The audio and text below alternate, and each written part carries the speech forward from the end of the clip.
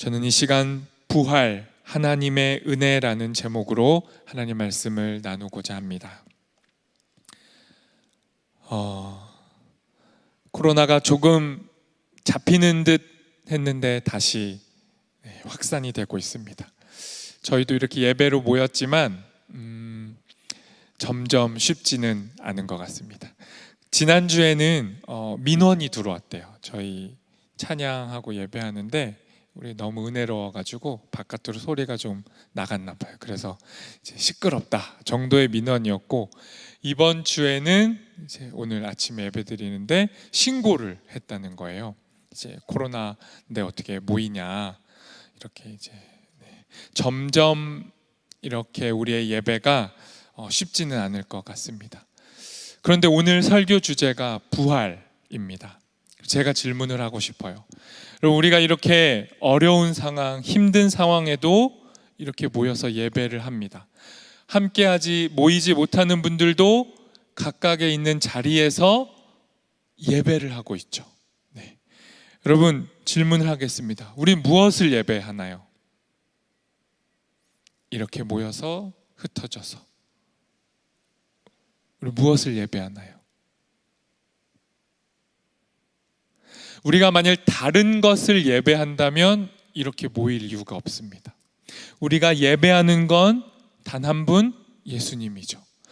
조금 더 구체적으로 질문을 하겠습니다. 예수님의 무엇을 예배하나요?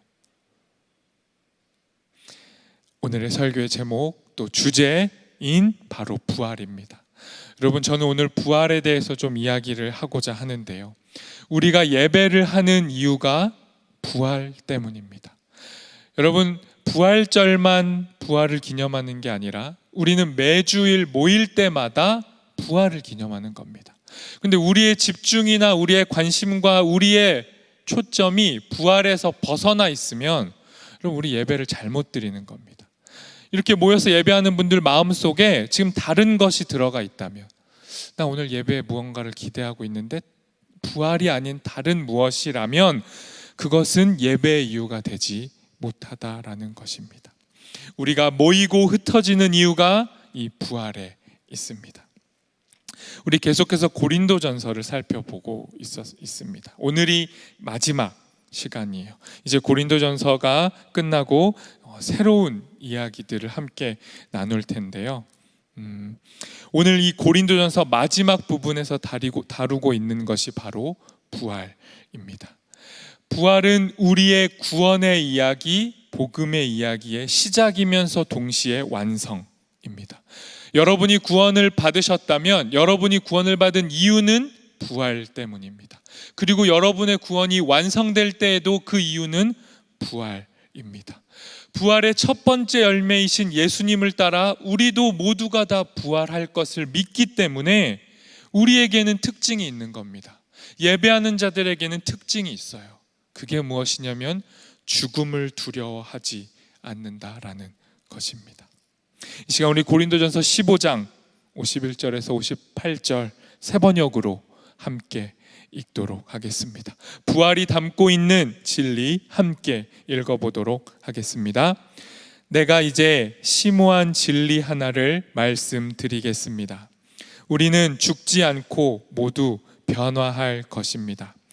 마지막 나팔 소리가 울릴 때에 순식간에 눈 깜빡할 사이도 없이 죽은 이들은 불멸의 몸으로 살아나고 우리는 모두 변화할 것입니다. 이 썩을 몸은 불멸의 옷을 입어야 하고 이 죽을 몸은 불사의 옷을 입어야 하기 때문입니다.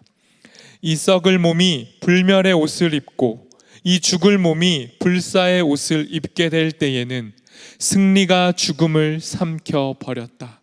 죽음아, 내 승리는 어디 갔느냐? 죽음아, 내 독침은 어디 있느냐? 한 성서의 말씀이 이루어질 것입니다. 죽음의 독침은 죄요, 죄의 힘은 율법입니다. 그러나 우리 주 예수 그리스도를 통하여 우리에게 승리를 주신 하나님께 감사합니다. 그러므로 사랑하는 형제 여러분, 굳건히 서서 흔들리지 말고 언제든지 주님의 일을 열심히 하십시오. 주님을 위해서 하는 노력은 결코 헛되지 않다는 것을 명심하십시오. 여러분, 부활은 바울이 지금 말하고 있는 것처럼 진리입니다. 어떤 진리입니까? 죽음을 이기는 진리입니다. 바울이 말하고 있듯이 부활은 죽음을 승리하는 진리입니다. 부활은 우리에게 새로운 옷을 입혀주죠. 부활한 자들은 새로운 몸을 입게 됩니다. 그러니 그 어떤 죽음도 절망도 우리를 이길 수 없다라고 부활은 말씀합니다. 부활이 죽음을 삼켜버린 것입니다. 그러니 부활을 소망하는 우리는 하나님께 감사할 수 있는 것이죠. 여러분, 하나님께 어떻게 감사하세요? 나의 상황이, 나의 현실이 죽음이고 절망일 때 여러분 어떻게 감사가 나옵니까? 이유는 하나입니다. 부활이, 죽음이 끝이 아니라 부활이 있기 때문에 우리는 그 부활로 인해 감사를 하는 거죠. 감사할 뿐만 아니라 우리는 계속해서 열심을 내어 예배하고 주님 앞에 나아오는 겁니다. 우리의 이런 열심과 노력이 헛되지 않다고 바울은 말씀합니다. 부활의 진리 위에 굳건히 서라고 말씀합니다. 여러분, 우리만 이렇게 예배드리는 게 아니고요, 최초의 교회, 1세기의 교회도 예배를 드렸고 모였습니다. 그런데 예배가 아직 자리 잡지 않은 당시에 이렇게 주일날 처음으로 모였던 사람들이 있어요. 그 사람들의 모습이 요한복음 20장에 나타나 있는데요, 우리 잠깐 보도록 하겠습니다. 네, 요한복음 20장 19절에서 23절에 주일에 모였던 사람들의 모습이 있습니다. 우리 함께 읽어보도록 하겠습니다. 그날 곧 주간의 첫날 저녁에 제자들은 유대 사람들이 무서워서 문을 모두 닫아 걸고 있었다. 그때 예수께서 와서 그들 가운데로 들어서셔서 너희에게 평화가 있기를 하고 인사말을 하셨다. 이 말씀을 하시고 나서 두 손과 옆구리를 그들에게 보여주셨다. 제자들은 주님을 보고 기뻐하였다. 예수께서 다시 그들에게 말씀하셨다. 너희에게 평화가 있기를 빈다. 아버지께서 나를 보내신 것 같이 나도 너희를 보낸다. 이렇게 말씀하신 다음에 그들에게 숨을 불어넣으시고 말씀하셨다. 성령을 받아라.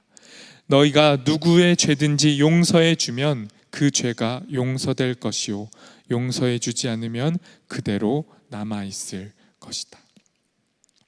여러분, 첫 번째 주일 모였던 사람들의 모습이 이와 같습니다. 어떤가요?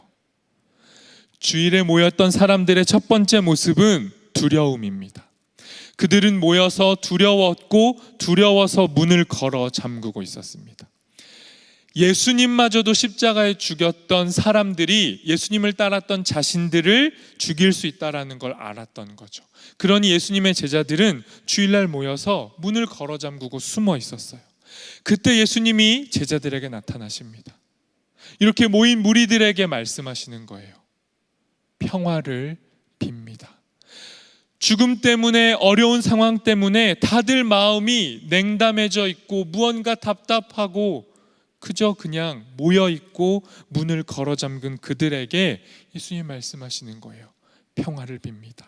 그리고 그들에게 한 가지 행동을 하셨어요. 그게 무엇이냐면 숨을 불어 넣는 것입니다. 여러분, 그런데 예수님이 지금 십자가에 죽으신 다음에 부활하셔서 제자들 앞에 나타나셔서 하시는 이 행동이 조금 특이한 거예요. 숨을 불어 넣었다. 여러분, 이 숨을 불어 넣었다라는 표현이 제일 먼저 등장한 것은 어디죠? 사람에게 숨을 불어 넣는 장면, 창세기입니다. 창세기에서 하나님이, 창조주이신 하나님이 사람을 흙으로 빚고 그 코에 생기, 숨을 불어 넣으세요. 그런데 지금 두 번째 아담이신 예수님이 부활하신 다음에 사람들 앞에 나타나셔서 하신 첫 번째 행동도 숨을 불어 넣는 겁니다. 성령을 불어 넣으신 거예요. 그러니 여러분, 부활이 무엇입니까? 부활은 숨을 불어 넣는 겁니다. 여러분, 우리 이렇게 예배에 모였어요. 이 시간에 예배하고 부활을 기념하고 우리는 부활을 노래하는데, 이때 하나님이 우리에게 하시는 일이 무엇이냐면 숨을 불어 넣으시는 거예요. 일상에서 다시 잠들어 버리고 죽었던 우리에게 오늘 하시는 일이 뭐냐면 숨을 불어넣는 겁니다. 그러니 여러분, 오늘 이 예배 자리에서 여러분이 다른 것을 기대하지 않고 이 생명의 숨이 불어오기를 기대하셨으면 좋겠습니다. 오늘의 이 예배의 자리가 회복의 자리, 생기를 되찾는 자리가 되기를 소망합니다. 그런데 오늘 읽은 이 요한복음에서 모두가 다 이 생기를 부여받을 때 그 자리에 없었던 인물이 한 사람 있어요. 혹시 누군 줄 아시나요? 도마입니다. 도마만 이 자리에 없었어요. 그래서 도마가 이 제자들에게 다가가서 이야기를 해요. 그게 요한복음 20장 25절에 있습니다. 도마가 이렇게 얘기합니다. 우리는 다 주님을 봤어 라고 제자들이 말하는데 도마가 말하는 거예요. 나는 못 봤어. 나는 못 봤기 때문에 다시 그 예수님이, 부활하신 예수님이 내 앞에 나타나서 내가 그분의 손에 못자국도 보고 옆구리에 그 창자국에 내가 손도 넣어보지 않고서는 부활을 믿을 수 없어 라고 이야기합니다. 이 도마의 이 도발적인 모습이 그림으로 있습니다. 보여드리겠습니다. 네, 이 그림. 이 그림 안에 이 부활을 믿지 못하는 도마의 도발이 있어요. 여러분, 그림 잘 보이시나요? 저 그림의 특색이기도 한데 저 어두움이 강해가지고 도마 표정이 잘 안 보이실 텐데, 지금 도마는요 어떤 눈으로 보고 있는 거냐면요, 나 이 부활을 믿을 수 없어. 말로만 들었고 다른 사람은 다 봤다고 하는데 나는 보지 못한 이 부활을 내가 직접 눈으로 봐야만 믿겠어라는 그 눈빛이에요. 예수님을 경외하거나 부활하신 예수님을 기뻐하는 눈빛이 아니라 따져 묻는 듯한 눈빛으로 지금 예수님의 옆에 있는 창자국에 손을 대고 있는 것이죠. 이때 예수님이 얘기하세요. 이러한 도마 앞에 예수님이 말씀하십니다. 네. 예수님 뭐라고 하시죠? 너의 손을 넣어서 이 나의 창자국, 나의 못자국을 만지라고 말씀하시는 거예요. 그 이유가 뭐죠? 부활을 의심하고 있는 도마에게 그 의심을 버리고 그 의심을 믿음으로 바꿔주시기 위해서 넣어보라고 이야기하는 겁니다. 그리고 또 이렇게 이야기하세요. 도마가 예수님의 이 창자국과 못자국을 보고 나의 주님입니다라고 믿음을 고백했을 때 예수님이 말씀하셨어요. 너는 나를 보았기 때문에 믿느냐? 너는 지금 부활을 눈으로 보았기 때문에 믿느냐? 나를 보지 않고 믿는 그 사람이 복되다라고 말씀하시는 겁니다. 여러분, 부활을 정말 믿으시나요? 여러분, 부활을 믿고 부활에 대한 기대 때문에 예배로 모이시나요?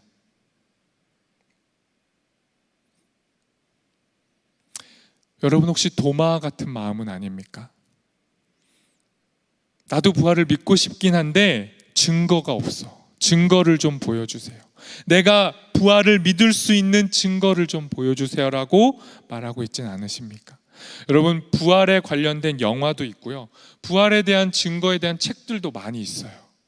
그런데 제가 말씀드리고 싶은 건 그 수많은 증거들 때문에 부활이 믿어진다면 그것은 부활에 대한 믿음이 아닙니다. 부활은 보고 믿는 것이 아니라 보지 않고 믿게 되는 게 부활이에요. 오늘 고린도전서, 오늘 마지막으로 살펴볼 이 고린도 교회 안에도 부활을 믿지 못하겠다라고 하는 사람들이 많이 있었어요. 그들은 부활을 믿지 않을 뿐만 아니라 자신들의 지식을 믿었어요. 자신들이 가진 지식에 비추어 봤을 때 부활은 도저히 받아들일 수가 없는 상식이 아닌 이야기였던 것이죠. 그러니 그들이 부활을 믿지 않았습니다. 그때 바울이 이야기합니다. 너희가 부활을 믿지 않으면 구원의 토대를 잃게 되는 것이고 부활을 믿지 않으면 너희에겐 구원이 없다라고 이야기했어요. 부활을 믿지 않았던 이유가 많이 있습니다. 그 당시에 고린도 교인들이 부활을 믿지 않았던 이유는 그 당시에 팽배했던 지식들이 있어요. 그 중에 하나가 이런 거죠. 죽으면 모든 건 끝이다. 에피쿠로스 학파들이 늘 주장했던 거예요. 죽으면 끝난다라는 거예요. 부활 같은 건 없으니 그냥 인생을 즐기고 하루하루에 충실히 살면 그만이라는 거예요. 혹시 여러분 안에 이런 믿음은 없습니까? 부활보다는 그저 오늘 하루에 충실한 것이 오히려 바른 삶이라고 믿는 것. 이러한 믿음이 고린도 교회에 있었어요. 또 이런 믿음이 있었습니다. 우리 몸은 썩지만 영혼은 영원할 거야. 부활이 있는 게 아니라 죽으면 우리의 몸은 썩고 영혼이 영원한 나라로 옮겨갈 거야 라는 플라톤의 사상도 고린도 교회에 있었어요. 혹시 여러분 중에 이러한 마음을 가지신 분 없나요?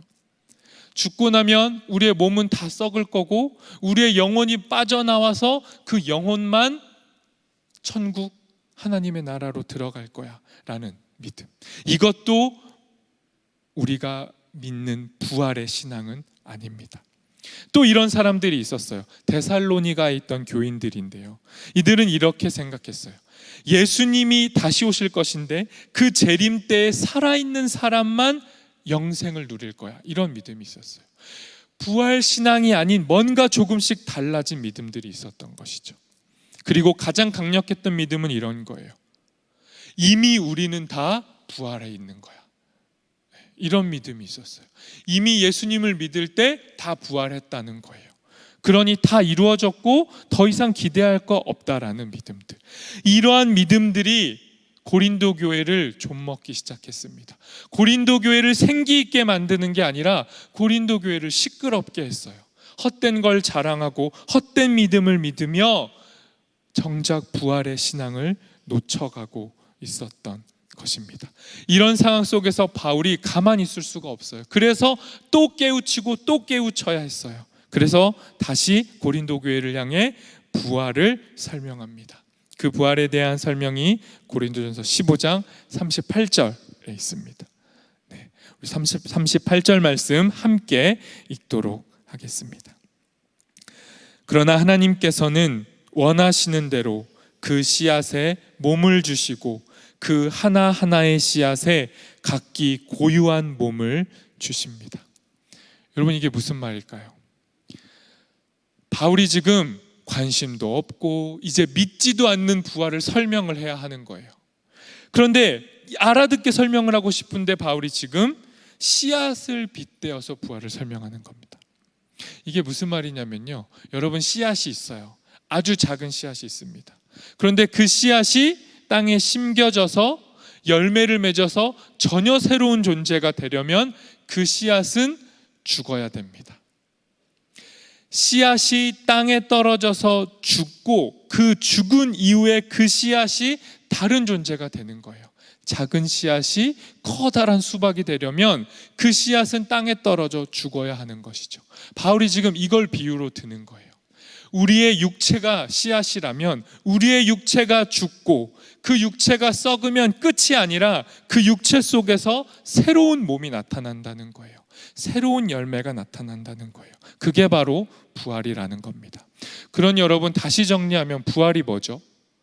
부활은 죽고 난 이후의 무언가가 아니라 죽음과 생명을 연결하는 모든 것입니다.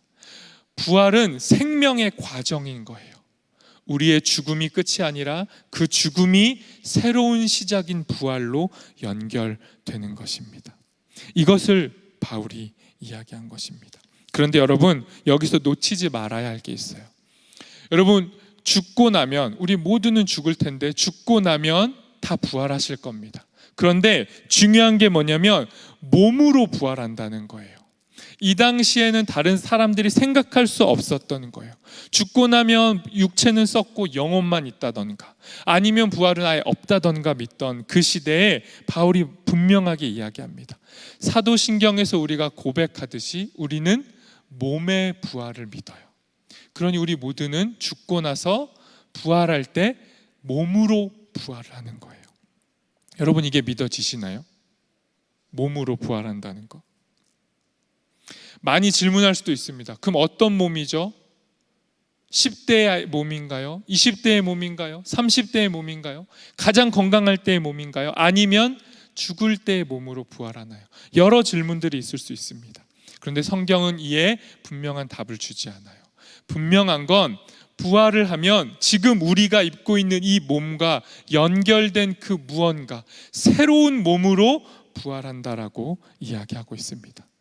그러니 여러분, 지금 여러분이 입고 계신 이 몸, 여러분 자신을 함부로 대하시면 안 돼요. 우리의 이 몸이 부활의 몸과 연결될 겁니다. 지금 나를 함부로 대하고 나를 존귀 여기지 않고 나를 그저 그렇게 값싸게 본다면 그것이 여러분의 부활의 몸과 연결이 돼요. 그러니 여러분, 예수님께서 말씀하시듯 이 새롭게 입게 될 몸, 그 부활의 몸을 소망하시기를 바랍니다. 다음으로 이 부활의 소망을 붙들고 사는 사람들의 모습을 좀 살펴보고자 합니다. 오늘 계속 부활 얘기를 하는데요, 이 부활을 자신의 몸에 붙인 사람들, 정말로 이 부활을 소망하는 사람들은 어떻게 사는지 바울이 이야기해 줍니다. 고린도전서 15장 31절 말씀도 우리 함께 읽도록 하겠습니다. 함께 읽겠습니다. 형제 자매 여러분, 나는 감히 단언합니다. 나는 날마다 죽습니다. 이것은 우리 주 예수 그리스도께서 여러분에게 하신 그 일로 내가 여러분을 자랑스럽게 여기는 것만큼이나 확실한 것입니다. 여러분, 부활을 믿는 사람들이 어떻게 사는가 바울이 말합니다. 부활을 믿는 사람들은 날마다 죽는 사람들입니다. 이게 무슨 말일까요? 여러분, 부활을 믿는다는 건 죽음을 더 이상 두려워하지 않는 거예요. 그런데 여러분, 대부분의 사람들은 죽음을 두려워합니다. 우리 모두는 다 죽어요. 그러니 그게 자명한 사실이기 때문에 대부분의 사람들은 태어나는 순간부터 그 죽음으로부터 도망치려고 해요. 계속해서 죽음을 멀리하고 어떻게든 건강하게 오래 살려고 합니다. 그런데 분명한 사실은 그러면 그럴수록 죽음이 너무 가까이 다가와요. 그러니 모든 인간의 실존이 뭐죠? 죽음으로부터 도망치고 싶지만 죽음의 지배를 받는 삶이 일반 사람들의 삶입니다. 그런데 부활을 소망하는 사람들의 삶은 달라요. 죽음으로부터 도망치지 않고 바울처럼 어떻게 한다고요? 죽음을 향해 달려가는 겁니다. 날마다 죽는 자들이 부활을 믿는 사람들이에요. 어떻게 날마다 죽을 수 있죠?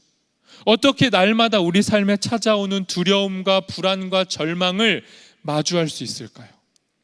그것은 죽음이 끝이 아니라는 걸 믿기 때문입니다.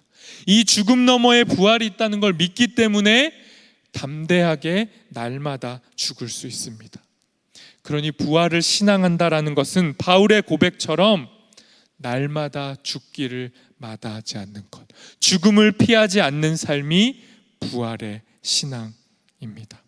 여러분, 저는 여러분이 이 부활에 붙들렸으면 좋겠어요. 여러분도 세상 사람처럼 그냥 죽음으로부터 도망치려고 노력하는 것이 아니라 죽음이 다가올 때 그 죽음 앞에서 담대하셨으면 좋겠어요.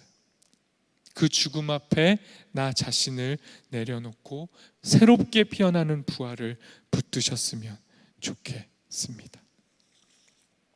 우리 고린도전서 15장 1절에서 4절 말씀 세 번역으로 함께 읽도록 하겠습니다. 함께 읽겠습니다. 형제 자매 여러분, 내가 여러분에게 전한 복음을 일깨워 드립니다.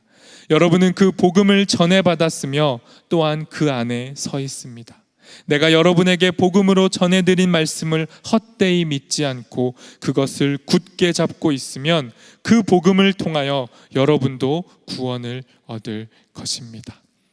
나도 전해받은 중요한 것을 여러분에게 전해드렸습니다.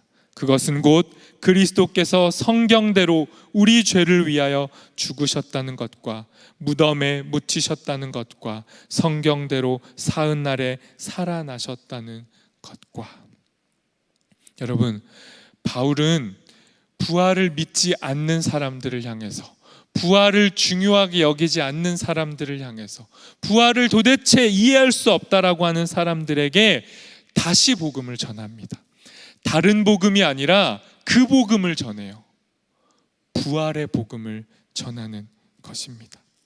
그 복음은 바울도 전해받은 거예요. 바울이 만들어낸 것이 아니라 바울이 전해받은 그 복음을 전해서 고린도 교회를 깨우고 싶은 겁니다. 죽은 것처럼 잠들어 있는 고린도 교회를 깨우기 위해 바울은 부활의 복음을 다시 전합니다. 그리고 나서 고린도서 15장 5절에서 8절에서 이 부활을 더 힘있게 증언합니다. 5절에서 8절 말씀도 함께 읽겠습니다. 게바에게 나타나시고 다음에 12 제자에게 나타나셨다고 하는 것입니다. 그 후에 그리스도께서는 한 번에 500명이 넘는 형제 자매들에게 나타나셨는데 그 가운데 덜어는 세상을 떠났지만 대다수는 지금도 살아 있습니다. 다음에 야고보에게 나타나시고 그 다음에 모든 사도들에게 나타나셨습니다. 그런데 맨 나중에 다리 차지 못하여 난 자와 같은 나에게도 나타나셨습니다. 여러분, 방금 읽은 이 본문에서 중요한 부분 제가 색깔로 표시해 뒀는데요. 무엇인가요? 부활은 나타남입니다. 부활은 그냥 믿는 것이 아니라 무언가가 나타나서 믿게 되는 것이죠. 그러니 여러분, 부활은 내가 믿고 싶다고 믿어지는 게 아닙니다. 지금 바울이 고백하듯이 수많은 사람들에게 부활하신 예수님이 나타나셨고 마지막으로 자신에게도 나타나셨다라고 말하는 겁니다. 이게 뭐죠? 여러분, 부활은 생생한 증인들이 있는 거예요. 1차적으로 예수님을 직접적으로 만났던 사람들이 내가 예수님을 보았어 라고 했고 그들을 통해 계속해서 부활의 소식이 전달된 것이죠. 그런데 여러분, 좋은 소식은 뭐냐면요, 이렇게 부활을 확신에 차서 말하고 있는 바울도 실제로 예수님을 만난 게 아니에요. 바울이나 우리나 비슷합니다. 바울도 실제적인 부활을 본 게 아닙니다. 그런데 그럼 바울이 무엇을 벗기에 이렇게 생생하게 부활을 증언할 수 있을까요? 바울하고 우리하고 뭐가 달라서 바울은 목숨을 걸고 부활을 믿고 목숨을 걸고 부활을 증언했던 걸까요? 바울에게도 무언가가 나타났습니다.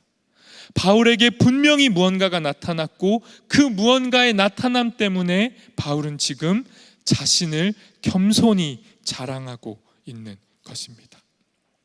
바울에게 나타났던 것 15장 10절에서 11절에 나타나 있습니다. 우리 함께 읽도록 하겠습니다. 함께 읽겠습니다. 그러나 나는 하나님의 은혜로 오늘의 내가 되었습니다. 나에게 베풀어 주신 하나님의 은혜는 헛되지 않았습니다. 나는 사도들 가운데 어느 누구보다 더 열심히 일하였습니다. 그러나 이렇게 한 것은 내가 아니라 나와 함께 하신 하나님의 은혜입니다. 그러므로 나나 그들이나 할 것 없이 우리는 이렇게 전파하고 있으며 여러분은 이렇게 믿었습니다. 여러분, 바울에게 나타난 게 뭔가요? 바울이 부활에 심취하고 부활에 사로잡혔던 이유는 다른 게 아닙니다. 바울은 하나님의 은혜가 나타남, 하나님의 은혜 앞에 굴복했던 사람이에요. 하나님의 은혜를 맛본 자 바울이 그 부활을 붙들고 그 부활만을 말했던 것입니다. 여러분, 코로나 때문에 예배로 잘 모일 수가 없고 우리의 예배가 흩어지고 우리의 신앙이 작아지는 게 분명 맞습니다. 여러분, 이 상황에서 제가 드릴 수 있는 것, 여러분이 붙들었으면 좋겠는 것 한 가지가 뭐냐면요, 기본기입니다. 여러분, 신앙의 기본기를 이 코로나의 상황 속에서 붙드셨으면 좋겠어요. 교회에게 다른 것을 할 수 없게 해요. 모일 수 없게 하고 만날 수 없게 하고 심지어 예배도 이제 잘 못하게 하려고 합니다. 이런 상황 속에서 여러분, 우리가 붙들어야 될 건 다른 게 아니라 신앙의 기본기입니다. 그 신앙의 기본기 중에 기본기 가장 핵심이 부활입니다. 그러니 여러분, 나의 신앙이 사그러질 것 같을 때, 무언가 내가 조금 믿음이 떨어지고 있다고 느낄 때 다른 기도를 하실 게 아니라 여러분, 부활을 간구하셔야 돼요. 이 부활의 은혜가 다시 나에게 나타나기를 간구하셔야 됩니다.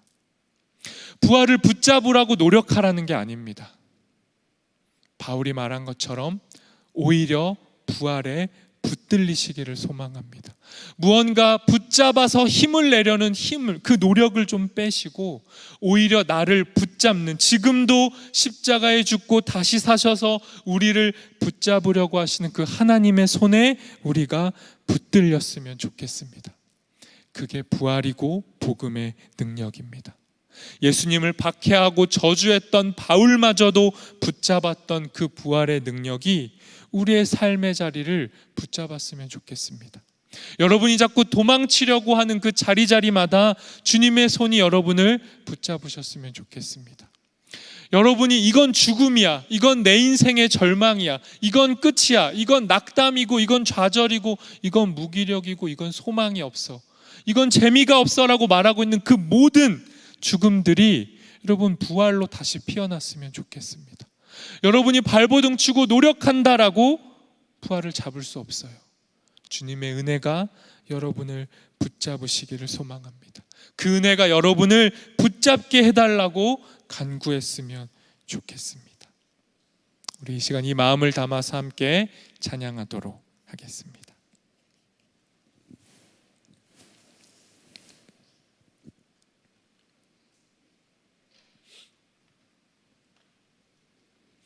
이 시간 이 찬양의 가사에 우리의 마음을 담았으면 좋겠습니다. 결국 우리가 간구할 기도의 제목은 다른 것이 아니라 은혜입니다. 이 하나님의 은혜를 우리가 만들어낼 수도 없고 증명할 수도 없고 눈으로 볼 수도 없고 만질 수도 없습니다. 단지 우리는 이 은혜를 간구할 뿐입니다. 이 하나님의 은혜가 우리를 붙잡아 주시기를 간구할 뿐입니다. 우리가 부활을 노래한다고 부활이 우리에게 오지 않습니다. 아무 이유 없이 아무 값 없이 우리를 위해 죽고 우리의 죄를 해결하신 그 주님의 은혜, 그 부활의 은혜가 우리를 사로잡아 달라고 이 시간 마음을 담아 주님 앞에 찬양하도록 하겠습니다.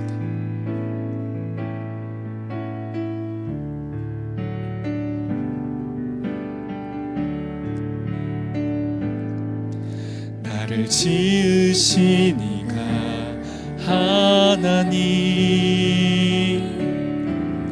나를 부르신 이가 하나님, 나를 보내신 이도 하나님, 나의 나 된 것은 다 하나님은 나를 지으신 이가 나를 지으신 이가 하나님, 나를 부르신 이가 하나님, 나를 보내신 이도 하나님, 나의 나 된 것은 다 하나님, 나의 달려갈 길 다 가도록 나의 달려갈 길 다 가도록 나의 마지막 몸을 다하도록 나로 그 십자가 품게 하시니 나의 나 된 것은 다 하나님 은혜라. 한량없는 은혜, 한량없는 은혜,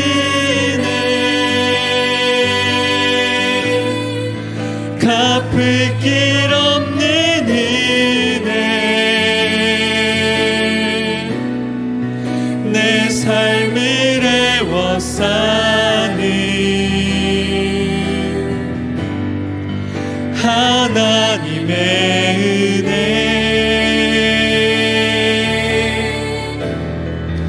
나 주저함 없이 그 땅을 밟을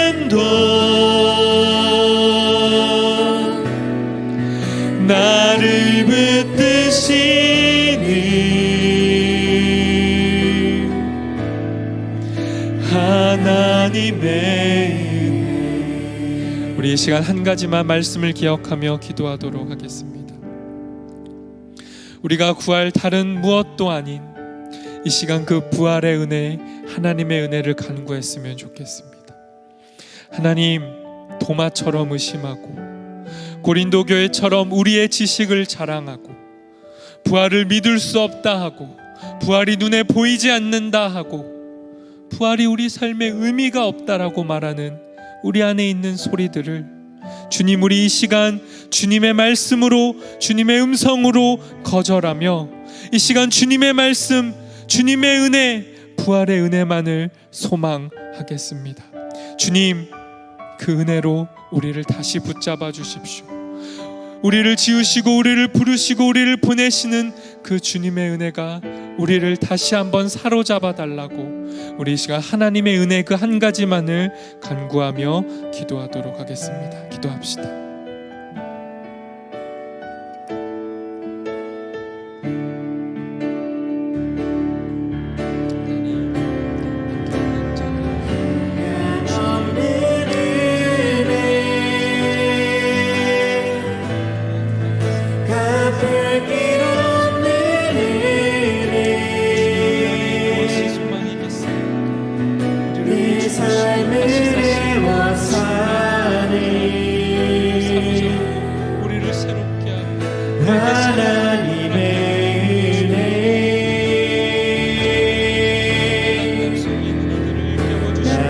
이들에게 부활의 생명으로 입혀주시고 그 부활이 이들의 인생의 소망 되게 하시고 그래서 하나님, 죽음으로부터 도망치는 것이 아니라 죽음을 향해 달려가는 자, 날마다 죽는 것을 두려워하지 않고 도와 주옵소서.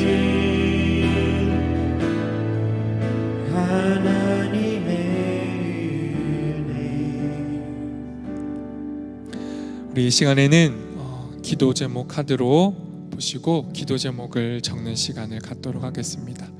네. 혹시 아직 받지 못하신 분들은 표시를 해주시고요. 이 시간에 우리 7월, 8월 하나님께서 우리 가운데 부어주신 마음들을 떠올리시고 그 기도의 제목들을 주님 앞에 적는 것으로, 기도를 기록하는 것으로 기도하도록 하겠습니다. 온라인으로 예배에 함께 하시는 분들도요, 링크에 기도 제목을 적을 수 있도록 되어 있습니다. 우리 함께 다 참여하셔서 기도 제목 함께 나누도록 하겠습니다.